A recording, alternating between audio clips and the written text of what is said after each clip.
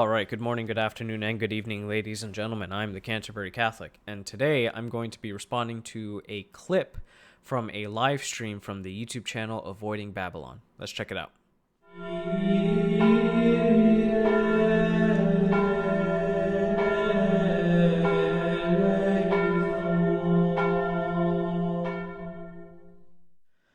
All right, so this clip was sent to me by my friend Seth over at Deuterocomical. I'm sure most of you already know about his channel, but if you don't, go check it out. It's way better than my channel. Let me right off the bat start by saying that I've actually already watched this clip a handful of times. I wasn't sure if I was going to record a reaction or a response. So I went ahead and just watched it a couple times and just kind of gathered my thoughts. So this won't be a reaction per se. It'll be more of a response. But nonetheless, I think it's some good talking points, some good things brought up here. And also, it's a very short clip, so it should be a very quick video to make. All right, let's check it out. So wait, then what does Nick think about attending the Ordinariate of the Chair of St. Peter? I've been to a few of them. I'm honestly not a fan, and that will make people mad. I'm not a fan mainly because really two reasons. Briefly, one, the Ordinariate is essentially just Anglicans coming back into union with Rome, which in and of itself is good.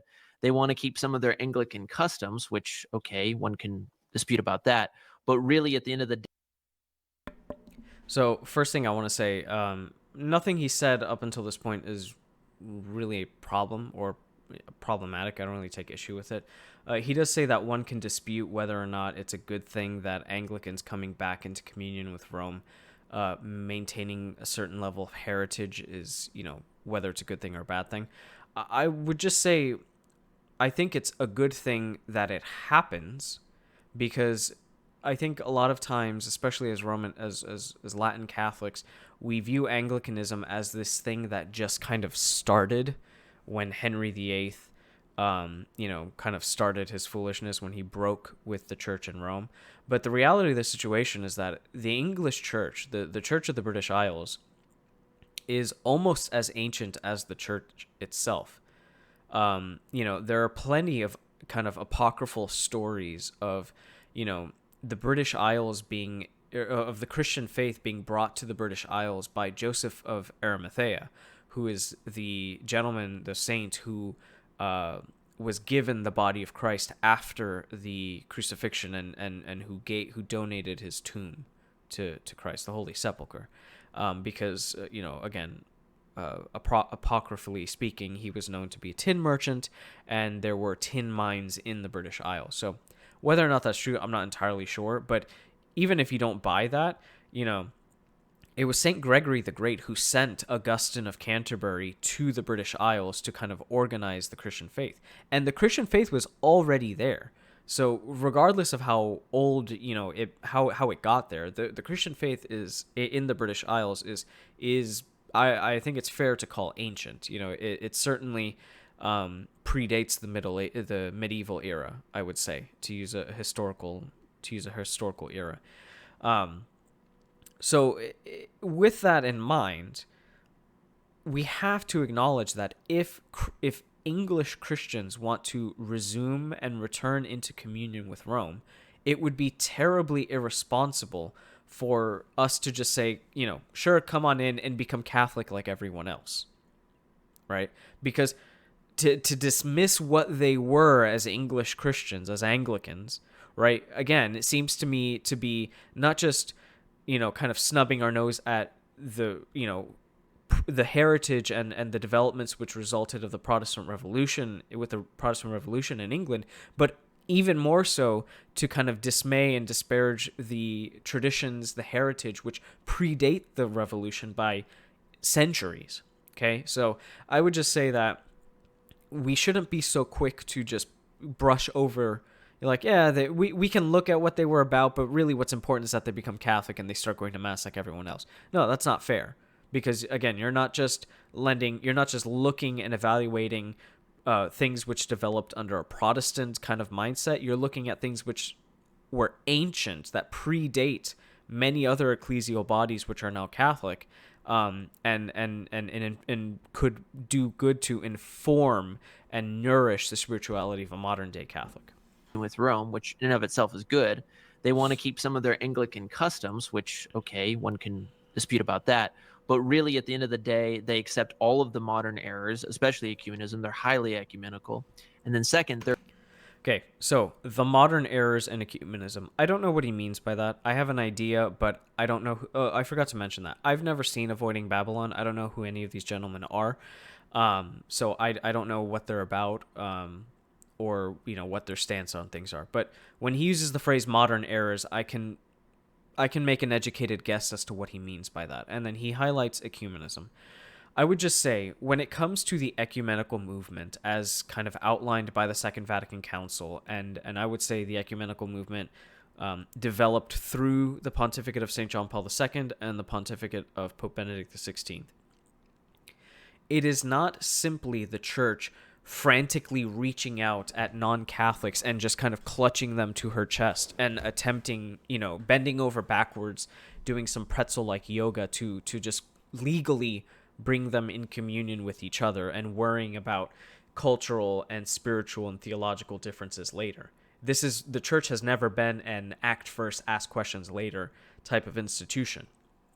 And that has never been more evident when it comes to the series of events which led to the promulgation of Anglicanorum Cetibus and the establishment of the Ordinariates. I'll just share this story, which has been publicly, shared by various people within the hierarchy of the Ordinariate, and that is when the three Anglican bishops approached the Holy See about coming into union with Rome and requesting that there be an attempt by the church to identify and preserve the Anglican customs and that would be commensurate with the Catholic faith and allow those who come into the church through this new way to maintain those customs. There was a lot of kind of going back and forth between these bishops and the congregation of the doctrine of the faith under the pontificate of Pope Benedict XVI, and I believe under the headship of Cardinal Leveda. I believe that's who was prefect at the time. And it got to a point where they were kind of at a gridlock because the church, the CDF kept asking, well, what is your patrimony? What is it that you want to preserve, and why? How does it not already exist in the Catholic Church? Why do you have to have your separate little carved out thing in order to be, an English Catholic? Right? And the Anglican bishops really couldn't answer that question because they couldn't really point to it and say, with a straight face, this is what makes us Anglican, because there's so many things, right? And in one way or another, it generally existed already within the Catholic Church, but it was difficult for them to say that. And so it got to a point where no progress was really being made. And so the Anglican bishops go out and purchase a catechism of the Catholic Church. They open it, and they all sign it, and they present it to the CDF and to the Holy Father and say, this is our faith. This is what we believe. So now that we are submitting to Holy Mother Church, and the Church, in recognizing that obeisance and recognizing that submission, then is able to say, okay, now let's look. Now, as the Church, I am going to look at your heritage, at your patrimony, and I'm going to designate what it is that makes it unique, because that's how it's always been. It has always been the Church which designates uniqueness and difference and specificness of spirituality and what separates it from other areas of the church, but nonetheless keep it, maintain the designation of Catholic. And so I would just say that ecumenism, when done right, ecumenism, I would say, under the ecumenical movement outlined by the Second Vatican Council, and also, kind of pushed through the pontificates of John Paul II and Benedict XVI.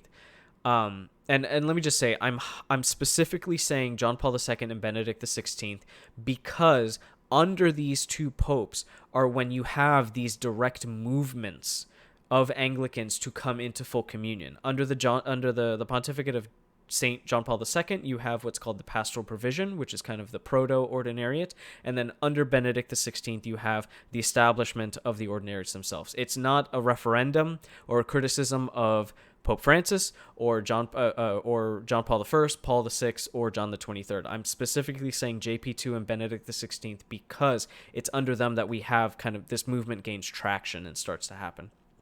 So, anyways, when it comes to ecumenism in that sense, okay, it is about submission of intellect, mind, and will and faith to the universal church, to the Bishop of Rome, to the hierarchy, that then allows for that union to happen. And I just want to show you something. In the Apostolic Constitution Fidei Depositum, which is the constitution which calls for the promulgation of a catechism for the universal church, there in the fourth section, I guess Article 4, Section 4, concerning the doctrinal value of the text, there's this particular paragraph which ties in the purpose of the catechism with the ecumenical vision of the third Christian millennium. And so of the incoming third Christian millennium, because this was written, I think, in 95. And I want to read this article, or this paragraph. It says, starting right here, this catechism is given to them that it may be a sure, authentic reference text for teaching Catholic doctrine, and particularly for prepping local catechisms. It is also offered to all the faithful who wish to deepen their knowledge of the unfathomable riches of salvation. It is meant to support ecumenical efforts that are moved by the holy desire for the unity of all Christians, showing carefully the content and wondrous harmony of the Catholic faith. In other words, ecumenism, or the catechism rather, is not a barrier to ecumenism, but rather it is the vessel by which ecumenism is realized. And the Anglican bishops, in signing the catechism and using this as a physical, tangible, and real way of showing we want to be Catholic because this is what we believe.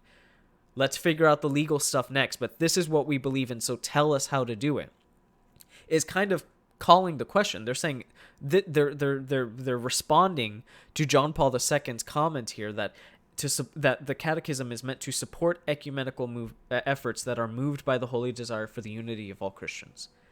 Okay, so to suggest, again, assuming this is what he was suggesting, that ecumenism is this wishy-washy, let's just all come together and be one big family and ask questions later, or don't ask questions at all, is patently false. Not just in terms of the mind and the intent of the church, but also in actuality. And the Anglican, I would say that the establishment of the Ordinariates and the signing and the promulgation of Anglicanorum Cetibus is the most felt, tangible, and real expression of authentic ecumenism to come out of the modern ecumenical movement. All right, continuing on. Their missal, while it's modern errors, especially ecumenism, they're highly ecumenical. And then second, their missal, while it's more reverent than the new mass, again, like that's saying much, is also very much so like the new mass in the sense that it gives the priest options on what to say. He can say the traditional offertory, he can say the new mass offertory, etc., etc. So I'm not a huge fan. And that's really the end of the clip. So he ends talking about liturgy, which of course is, we all agree on it, and of course it's never controversial to discuss liturgy at all, ever. So he talks about the options, the wide array of options. I find it interesting that he talks about the options, but he doesn't talk about the options concerning the Anglican context. He focuses on the offertory and the Eucharistic prayers. That's it. So yeah, there are options, but he doesn't really talk about the options that matter, it seems to me.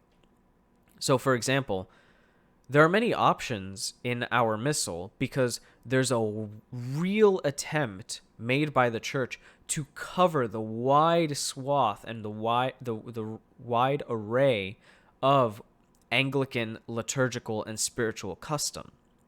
Because to be Anglican really doesn't say much insofar as what it is your faith looks like in terms of worship, because you can have Anglicans who, spirituality is rooted in the English Missal, which is essentially the liturgy of St. Gregory, Or you can have Anglicans who are nourished spiritually through the prayer book tradition, the 1662 Book of Common Prayer, or the 20th century Books of Common Prayer, or even the modern day.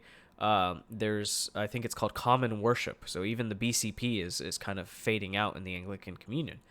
And within these various forms of liturgical and spiritual expression, you have a very, very differing and wide array of ways of doing liturgy, most of which are totally commensurate with the Catholic faith. Because remember, when Archbishop Cranmer was tasked with writing and promoting these new liturgies for the newly schismed Church of England, what was he using as his basis?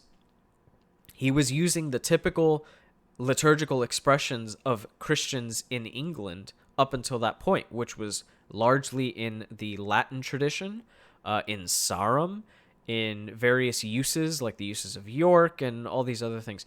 But again, they were heavily Latinized. So even the developments were largely informed by a Catholic connection and ethos. So for example, the prayers at the foot of the altar, which are a feature that most people are only aware of through the 62 Missal and prior to, is in our Missal. And a lot of parishes, I would even say most parishes, use that is a feature of their daily liturgy. And it's the typical prayers of the foot with a confession of faith, a confiteor, and a general absolution. However, if you don't do the prayers at the foot of the altar, say you don't come from your community that became Catholic, but you came from a more prayer book tradition, well, the prayer book penitential rite written by Archbishop Cranmer is in the Missal as well, and you can do that instead. And again, it has the same components of the prayers at the foot of the altar. Some argue that there's no explicit general absolution, but there is an acknowledgement of sin and a kind of a firm purpose of amendment that gets made within it. And there are various other, examples in which there are options, but these options don't come arbitrarily. These options come from a way of trying to appeal and kind of recover as much of that English Christian heritage back into Catholic communion as possible, not just to appeal to Anglicans from without and former Anglicans from within, but to further nourish the faith of those Catholics who who are in the church already, who might find themselves to be spiritually nourished by the English spirituality, Catholics like myself. So I would just say that this criticism of options, of there being so many options, one, it's not like the options are, could be deemed irreverent or somehow bad. I would say the options are a good thing and are done quite well, right? But again, it is not done arbitrarily. It is done because there's a real acknowledgement on the part of the church that an English Catholic, historically speaking, has always been unique to a Latin from the rest of the Latin Church, because they're separated geographically speaking by water, and so to just totally abandon that and just say just come inside and be Catholic like everyone else would be a real poverty and very irresponsible, it seems to me. And I want to close with this. I think I've said this before on my channel, but this attempt on the part of the church to recognize the noble heritage and the distinctiveness of Anglicans is nothing new. This did not start with Benedict XVI.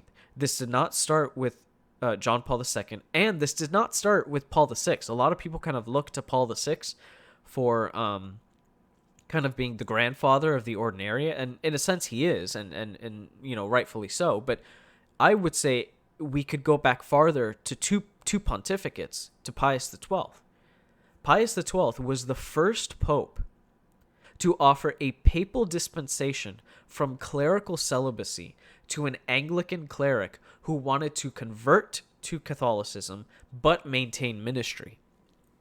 That's a big deal, right? That's a big deal, because a papal dispensation it's one thing to promulgate a liturgy, which is obviously a big deal, but to dispense from the Western norm from clerical celibacy to kind of shake things up ministerially in the Western Church for a married man is a big deal, especially back then. And it comes from Pius XII, who is, kind of considered these days, for whatever reasons, to be the last kind of real champion of Catholic, capital C Catholic orthodoxy. So I bring that up to close this, to say that this is something that is nothing new and really important, and to just simply dismiss this whole thing. If this was him dismissing it off of personal preference, I'd have had nothing to say. I'd be like, yeah, fair enough. You don't like our mass, that's fine. It is what it is. It's not what nourishes your faith, and I'm glad that you have somewhere that can nourish your faith. But to say that it's rife with modernity and modern errors, to say it's rife with, modern ecumenism, to say it's rife with all these options, these willy-nilly options that, you can do whatever you want, is just, at the end of the day, false, and a very shallow understanding of what the Ordinariate is. And so hopefully this video can, shine a light on those issues and answer them adequately. So with that said, thank you guys for watching, and I will see you guys in the next one.